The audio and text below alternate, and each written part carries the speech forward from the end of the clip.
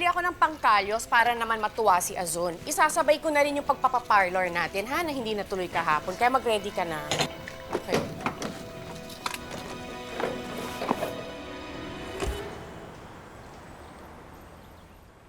Manang, okay lang ba sa inyo, Manang? Dito tayo nag-hangout. Pwede naman kitang libre sa DR kong kapihan. Nako, gagastos pa tayo. Masarap naman ang kape nila dito. Relax ka lang. Mamaya pa ang balik ni Ma'am Ason. At saka wala naman dyan yung mga amo mo, di ba? Alam niyo, Manang, kung saan nagpupunta si Ma'am Ason?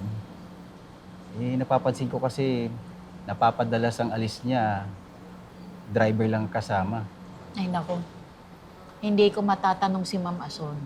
At baka sabihin, bakit ako nangingialam? Itanong niyo sa driver. Mas lalo na. Kung isumbong ako noon, hindi naman natin ka-close yun eh. Alam ko na. Bakit hindi niyo tanongin si Apo Berta? Di ba tropa ho niyo yun? Naku, hindi bali na. Ayoko makipagmarites doon. At baka ako pa masisi sa nangyayari.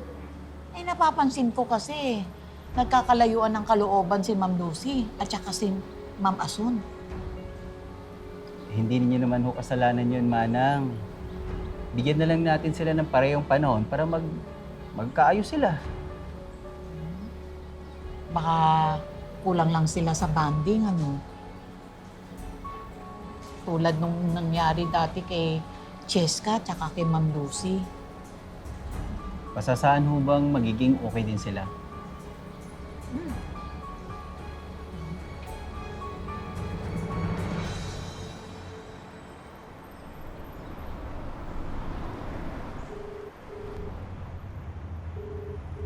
Nay, papunta na ako dyan. Magbihis na kayo. Baka mamaya hindi pa kayo naliligo, ha?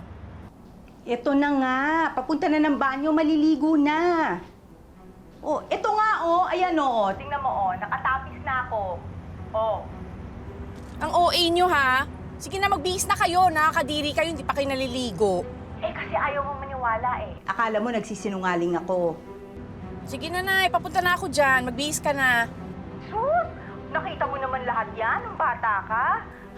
Ikaw talaga. Sabay pa nga tayo maligo, di ba? O siya, sige na, maliligo na ako, ha? O sige na.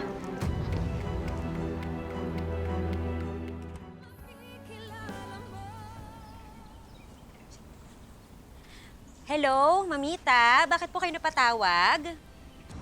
Hello, Joyce. Iya, pasensya ka na sa abala, ha? Ay, Pupunta ba dyan si Lucy? Mamita, wala naman po siyang sinasabi.